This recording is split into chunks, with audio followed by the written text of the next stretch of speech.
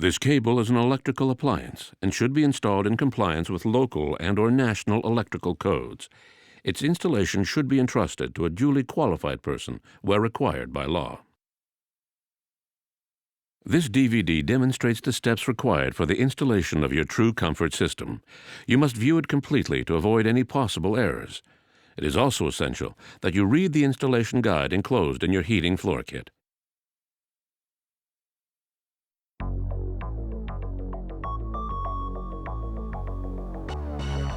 The floor must be clean and dust-free to ensure proper adhesion of the hot glue during the installation. The surface must be smooth and free of any protruding objects, such as screws or nails, as this could cause damage to the system.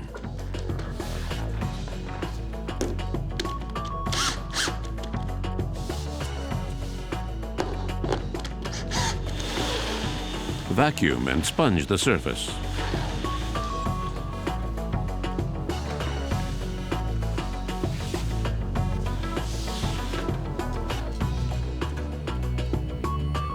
Verify that you have correctly evaluated the area to be heated.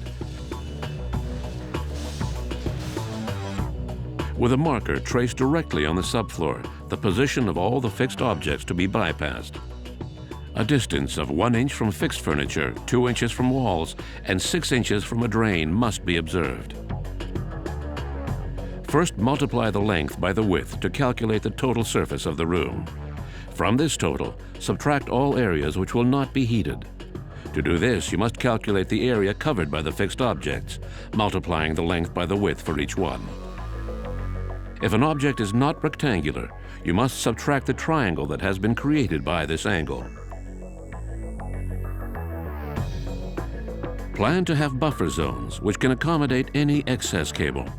Validate your measurements and calculations to be certain that the length of cable you have chosen corresponds with the area to be heated. Important, the cable cannot be cut, crossed, shortened, or modified.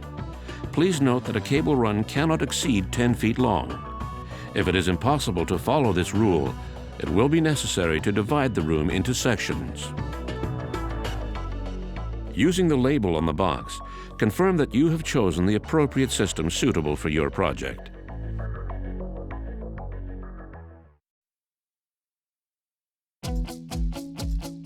Verify the cable's resistance with a multimeter or ohm meter. The reading you get should be within 5% of the numbers indicated on the identification label attached to the cable. You must also check the integrity of the cable's insulation with a megometer. A reading of infinity confirms that the cable is intact. Indicate your results on the warranty card enclosed in the box. This will validate the system's warranty.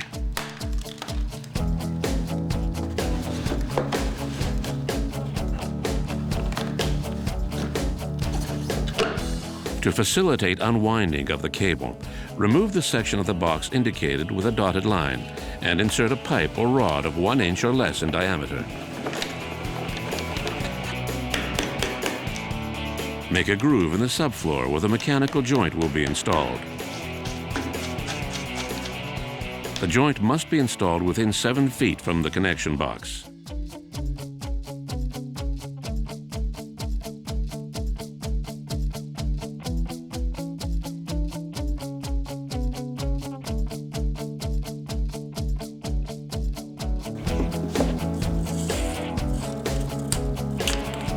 Enclosed in your kit are the gauges which will be used to secure the cable.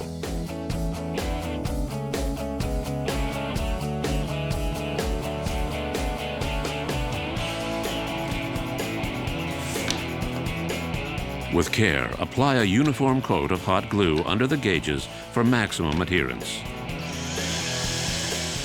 The gauges can also be secured with screws or nails in the area provided for this purpose. These gauges are the only approved method to secure the cable. They were designed to respect the required spacing of 3 or 4 inches between the cables, depending on the type of installation.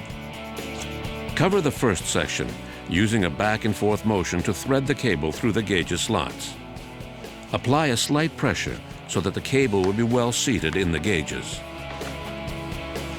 Use only one gauge to change directions or to avoid an obstacle.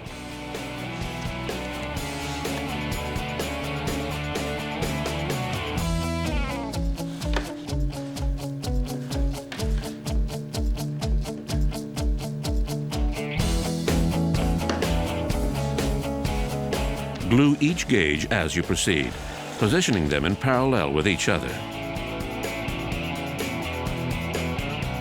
When the cable is entirely secure to the floor, install stabilizing gauges at regular intervals of 3 or 4 feet. Slide in each gauge upside down and then turn it over so the cable can be inserted into the slots. If you need to run a cable on a step or a riser, be sure to make it curve wide enough to allow for the cable's expansion due to heat.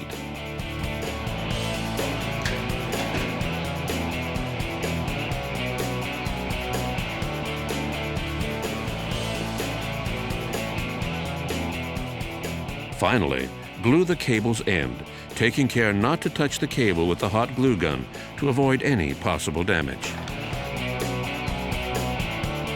It is important to photograph the cables so that they can be located easily whenever future renovations are undertaken.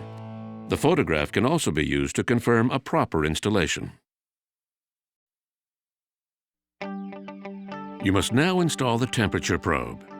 Use a multimeter to check its resistance. Connect the multimeter to the probe to verify its resistance. This should be within 10 to 15 kiloohms.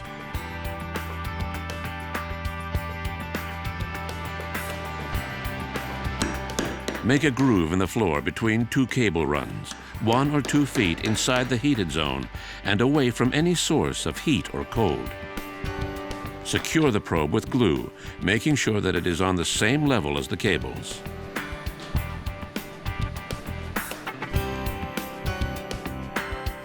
Then, using electrical tape, wind the identification label around the cable. Attach the label, the length of cord, and the probe wire to the cable.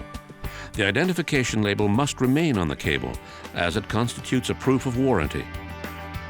Pull on the length of cord extending beyond the connection box and remove the electrical tape. Connect the multimeter to the probe to verify its resistance. This should be within 10 to 15 kiloohms. Repeat tests to verify the cable's integrity and resistance. Install the protective plate on the base of the wall.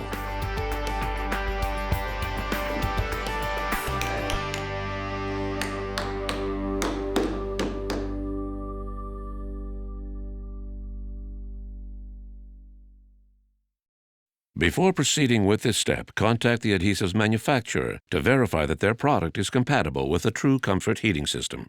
You must also verify the curing time of the product before starting your floor heating system. Coating with latex cement glue is done with a flat trowel held at a 45-degree angle.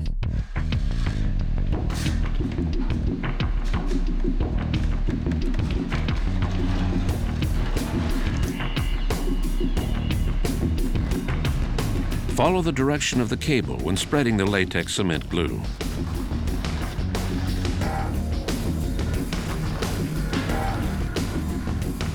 Once it is dried, more of the same glue is used to install the floor covering.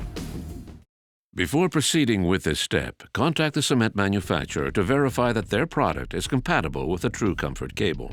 You must also verify the curing time of the product before starting your floor heating system. Examine the walls before pouring the polymer-modified self-leveling cement. Fill any holes with fiberglass and run a seam of silicone between the wall and the floor.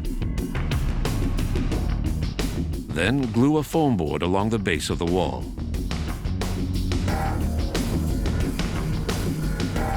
Polymer-modified self-leveling undercoating is applied with a smooth, straight-edge rake. When it is thoroughly dry, install the floor covering according to the manufacturer's instructions.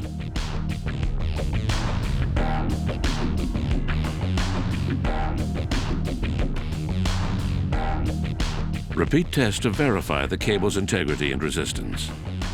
Connecting the cable to the thermostat, first make sure there is no power by turning the breaker off. This procedure must be done in accordance with national or local electrical codes. It must be carried out by a qualified person wherever required by law.